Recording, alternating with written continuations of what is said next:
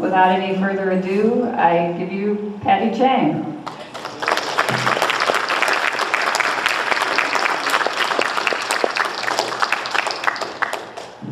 It's equally fun to come to another state. Let me see if I can get this up high enough for me. It's equally fun to visit other states. I have to say, this is the most sports-minded state I've ever been in my life. I was telling Barbara, we played the Scores one time at a banquet. We were in the World Series. Thank you for your welcome. I wanted to address tonight, my speech is entitled The 4 Ps, Life and the Federation. Now, undoubtedly, some of you have been to Washington Seminar, and you know that when you sit in the Great Gathering Inn, John Perret, who heads our Governmental Affairs Department, he gets up and he talks about the 4 Ps.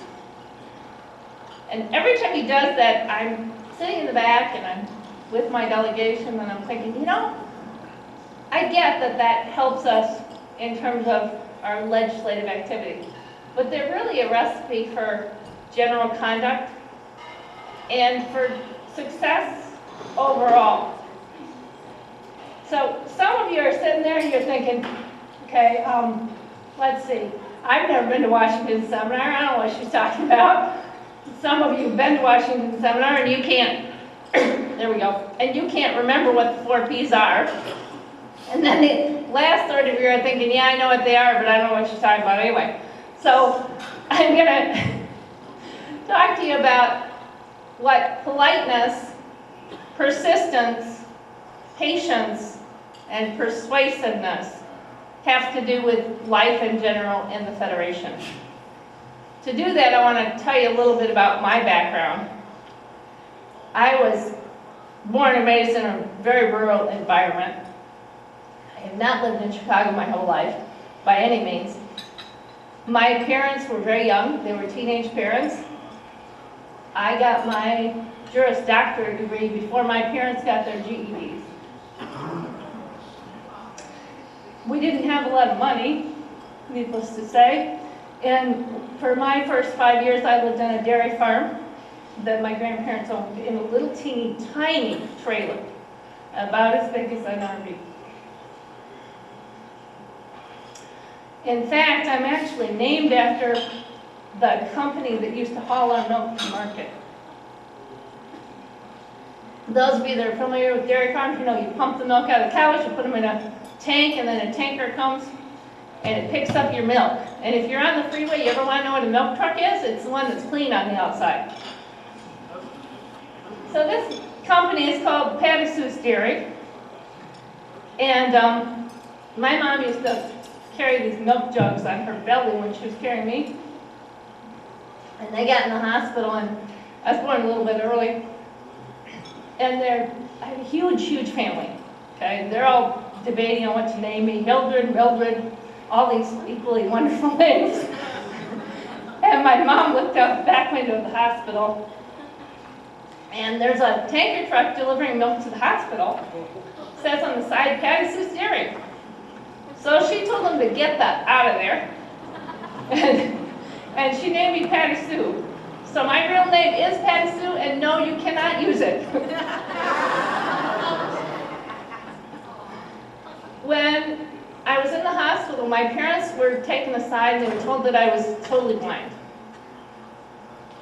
So, very young, very uneducated parents take me home and they have no idea what to do.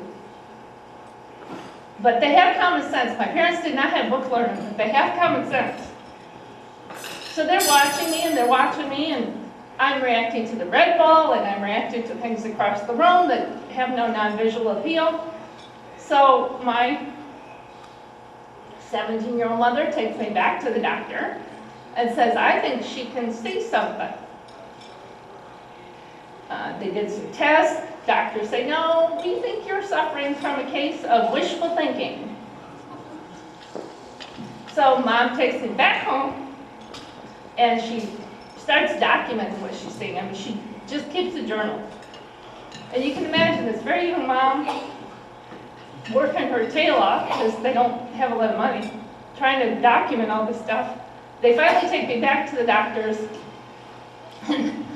We get two or three more sets of doctors, and oh, oops, sorry. Yeah, she's monocular. She has vision in one eye, and it'll stay there, don't worry, no problem. So my parents then proceed to raise me as a sighted child. And I hit 12. And I'm seeing halos around the lights. Anybody ever seen that? I'm having headaches that are just killer headaches. So we go back to the doctors, who in their infinite wisdom say it's all in my head. My parents were getting a divorce, and I'm a hypochondriac despite the fact that I have a history of blindness in my family. So my great-grandmother is blind, my dad is blind in one eye, but it's all in my head because they can't figure it out. So you can tell how much I'm in love with the medical profession at sometimes. Married to a nurse, but a little skeptical. So we proceed through this whole realm of doctors again, and we finally get to University of Michigan. And University of Michigan, and through all of this, remember, my mom is exhibiting what? Patience in documenting everything, persistence in trying to deal with these doctors, and she's being polite despite the fact that they won't take her seriously. And finally, she does what? She persuades them that there is something wrong. So we get to University of Michigan, and I'm never going to forget this doc. He's an old doc. I can still picture him in my head. He's got a whole pack of interns and residents behind him, and they're all testing me. And he says that he wants to test me for glaucoma. The room goes quiet. Absolutely pin drop, couldn't hear a thing. His residents and his interns think he's crazy. Kids don't get glaucoma. We know this is a truism. So they're all looking at him like, really? You lost your mind? And at that time, you had to take this very thick, bright green, gloppy, sticky, icky stuff to take for glaucoma. And they told you right up front, if you didn't keep it down, you had to do it again. So I distinctly remember this day. I did keep it down, and sure enough, I had glaucoma. So after my parents are patient, persistent, polite, and persuade the doctors that yes, there really is something going on, the doctors come back again and say, oh, okay, we found glaucoma. It's very treatable. Now the vision is about 2200. And don't worry, the medicine will take care of it. It'll be fine. Well, as I said, my parents have common sense. So at this point, they decide the doctors have no clue. And they start cane and braille training. Best thing that ever happened to me. My parents, who had no education,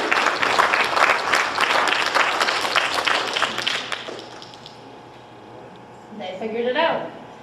Treat her like she's blind. If she keeps the vision great, if she doesn't, she'll be all set. So I do the cane and braille training. And probably the most recent reiteration of the 4 Ps for me came a couple years ago. And I'm 55 now, and I became totally blind 2 years ago. I knew this was coming, because despite the fact that I do have some book learning, I also have some common sense.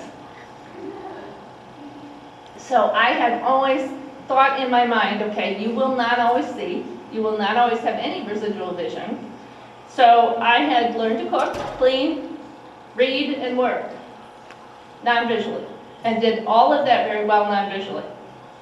So I was pretty well set when I became totally blind, except for one big thing. I never learned how to keep a straight line. Could not keep a straight line if my life depended on it. And I really hadn't learned to trust my other senses in terms of reading traffic. I knew intellectually you could do it, but I didn't really get it. So I called Dan Wenzel, who works with Blind Inc. He directs one of our centers, the one up in Minnesota, and worked out a scheme for learning travel. I wanted to still keep working. I just started working for the Federation, and I knew that that President Riccoboni would be fine with my training, but it was important to me to keep working while I did my training. We did double travel lessons in the morning. We did 4 hours of travel every day. Rob Hobson, with the 4 Ps, this guy's an amazing travel trainer, was incredibly patient with me, always polite, persistent beyond belief, and did persuade me that I could travel on my own. And although my husband's with me now, he isn't usually with me, and I travel independently often because I travel to Baltimore probably once a month or so.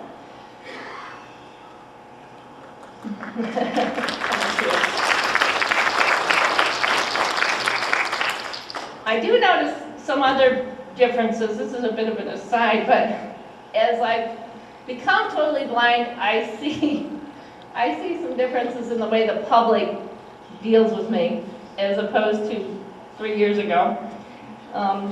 And I just have to share a recent story with you, mostly because I think it's funny. I was on a United flight going to Baltimore 6 weeks ago, and I asked for an adult beverage. I asked for a white wine. And the flight attendant gave me a bottle and a napkin. And since he forgot my glass, I asked him for a glass. Would he please give me a glass? And he said that he wouldn't give me one because he didn't have time to come back and pour my wine for me. And I do notice that I get a lot more of the push-pull-grab than I used to get. You know, you don't hit a doorway exactly straight on, and people feel the need to redirect you bodily. And the one that I really can't figure out, because I fly on United so much that even the gate attendants in Chicago know who I am. We go up to TSA. Francisco and I went up coming here, and the TSA agent said, "Hi, you're back."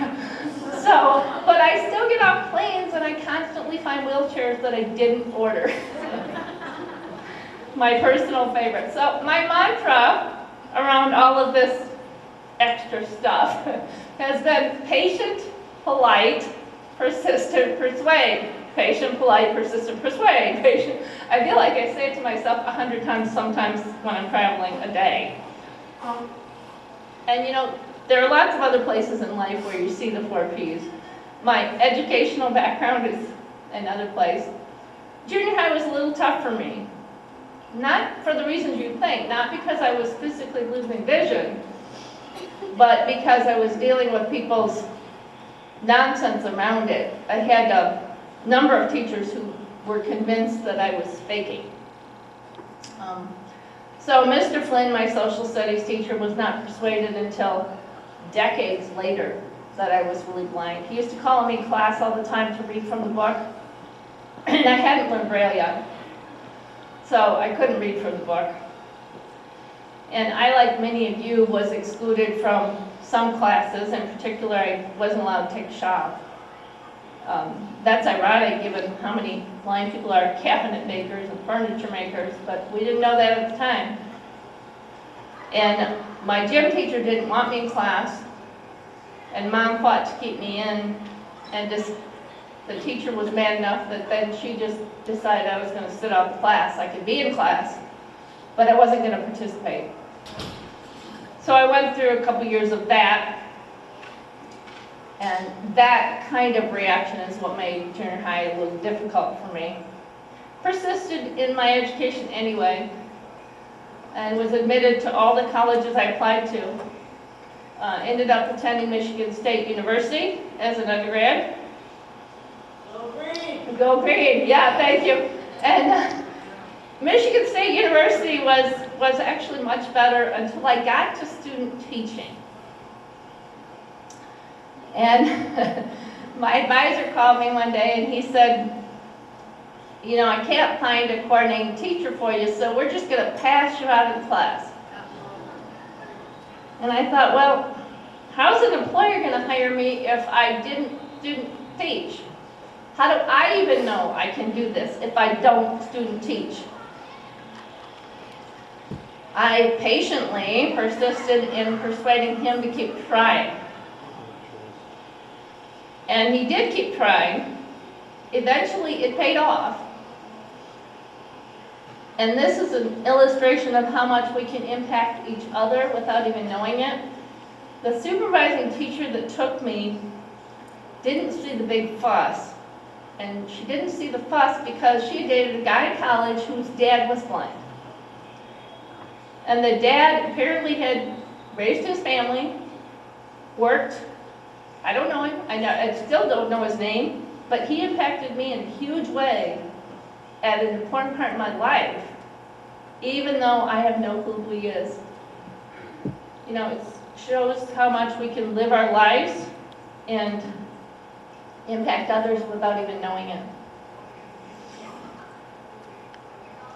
Well, at Michigan State, Francisco and I were married, and my husband is a wonderful guy who sees that blindness is just a characteristic.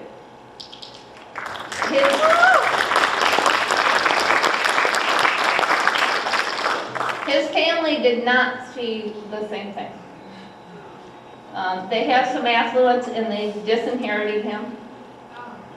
For years they would call our home and they would hang up as long as I picked up the phone. And then they would call until he picked up the phone. And this is a little complicated because I'm not sure how much of it is the blindness and how much of it is being Caucasian.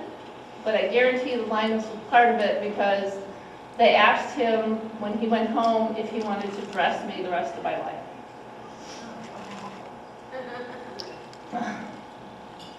So they obviously had low expectations.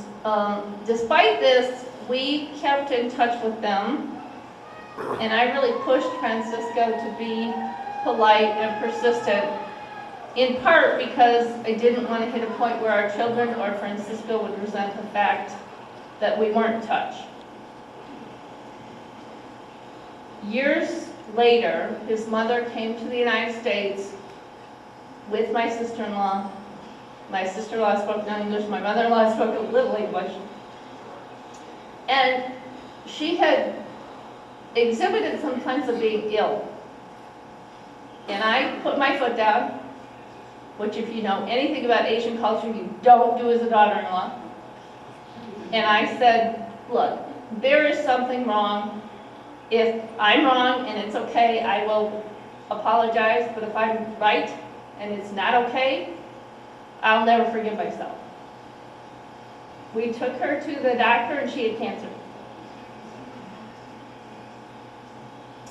So she lived with us for a year. And I patiently took her to every doctor's appointment. I was her primary caregiver for a year. Francisco was doing residency and wasn't around a whole lot. I persistently cooked and cleaned for her, and I politely ignored how they had treated us over all of this time. I'm very pleased to say that she is still very healthy 20 years later. And that and the birth of our children definitely persuaded them to change their mind. In employment, beyond family and education, employment exhibits probably the 4 Ps even more for me. When I first interviewed with the City of Chicago Law Department, I was right out of law school, University of Chicago, and just to show you how low their expectations were, the interviewer asked me how I would find my way to the bathroom. So I figured, okay, I'm not getting this job. No way. So me being me, I mouthed off. And I said, do you ask everybody that question? Because it's not appropriate. And then I proceeded, thank you, Barbara, proceeded to tell her exactly how I would get to the bathroom. I got that job in part because she figured if I could mouth off to her, I could probably mouth back to a judge when it was appropriate.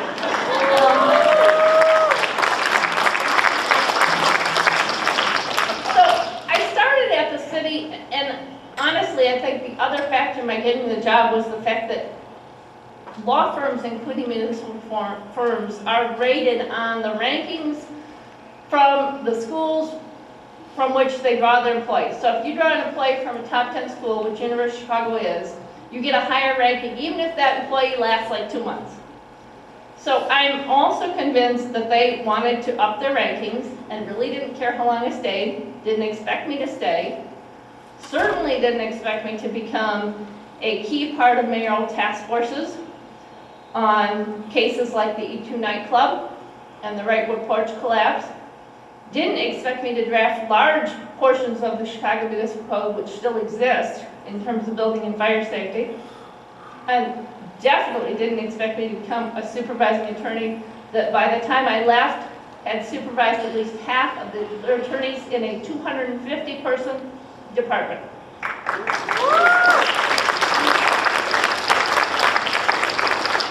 So despite the low expectations, what did I do? I patiently persisted in being polite for the most part, not always, but polite for the most part, and persuaded people that I could do the job. And once that happened, I was given more and more responsibility. But where do I see the 4 Ps most? Honestly, it's right here. It's in the Federation. I, like many of you, didn't grow up with a lot of role models. I met a few kids at camp. And there was one lady in our town named Mabel, lovely, sweet lady. Older lady, though, and didn't get out much. She wanted me to teach her enough Braille so that she could play cards in exchange for her teaching me a little bit of cooking. So when I was growing up, I really had no idea what the possibilities were. Until I won a scholarship from the National Federation of Blind. And I did this backwards. I won a national scholarship in '84 or '85, and I won a state scholarship in '86. Shows how much I knew about the whole system, right? But when I won my scholarship, I'll never forget walking into that convention hall, and we were at the Golf House. Just the empowerment of having 2,000 people like me, people who were going places, doing things, and showing me all the things that I wanted to do were really possible, despite all the low expectations that you would encounter. I immediately jumped into some leadership, and I'm laughing because the first thing I did was run for treasurer of the National Association of Blind Students. I was horrible at it. I didn't keep the check registry. I don't know why they didn't kick me out. So I said, never again. I am never going to deal with money in the National Federation of Blind again. Not happening. So, what do I do now? Well, in my affiliate, I'm treasurer. Probably one of the most active affiliates in the country. I do keep the check registry, though. And now I'm director of outreach, and a large part of what I do is fundraising. But I was never, ever going to touch money again.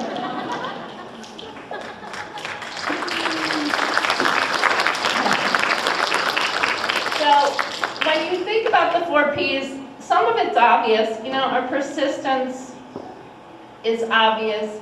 Our persuasiveness is obvious, particularly when you look at what we do that's public facing. You know, the Kellogg's Rice Krispie Love Notes. So you can get Braille notes, you can get audio notes that give you audio notes. 290 million social media hits. Boy, doesn't that give us a lot of exposure? Well, we didn't get there without persistence and persuasiveness. And since you all are big sports fans, how many of you saw President Riccobono throw out the pitch at the Orioles game? Yeah. So we did an Orioles night recently, and President Riccobono threw out the first pitch, and we handed out Braille note cards, or Braille alphabet cards. We had a booth. We did all kinds of stuff in relation to the Orioles, all over TV. Don't do that without persistence. Don't do that without persuasiveness. Marrakesh is another big example. We've got it almost done. That treaty is going to pass. I'm sure that President Trump is going to sign it. But again, that's persistence, right?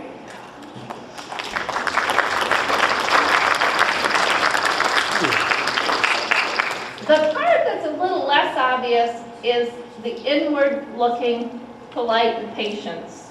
And I want to draw your attention to it in terms of dealing within our family. So,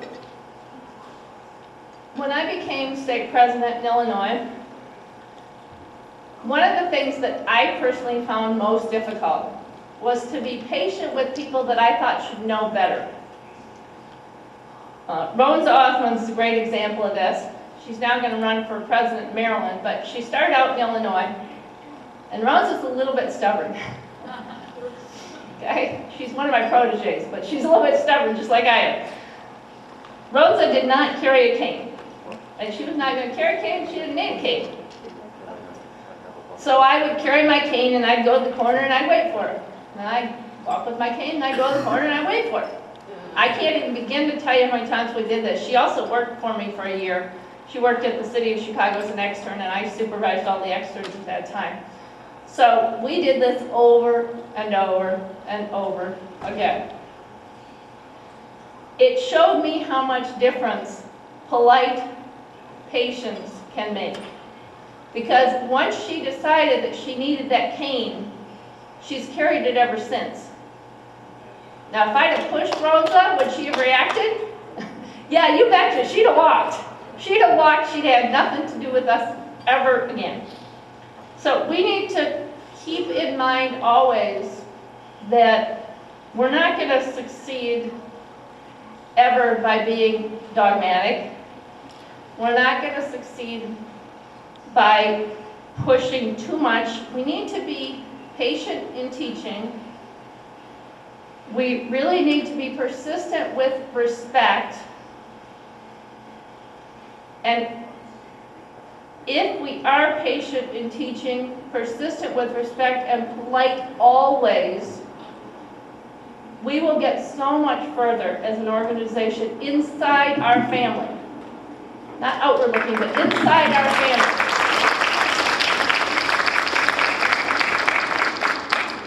So I'm going to ask everyone to reflect a little bit, because this is not one of those somebody else needs to do it. I'm asking everyone in this room to stop and think. Really reflect on how you deal within the family related to the 4 Ps. Okay? Are you as patient as you can be? Are you as respectfully persistent? And do we remember to be polite? You know, it's the ones we love the most that sometimes we are the least polite with. And that's just as true of this family as it is of the family that is your aunts, your uncles, your kids, your parents. And when I close, in closing, I'm going to ask you to mindfully, really mindfully, incorporate the 4 Ps into what you do in your life every day and into what we do together always. If we do, with love, hope, and determination, every blind person will be able to live the life he or she wants. And we, as an organization, will keep on raising expectations and making dreams come true for everyone. Thank you.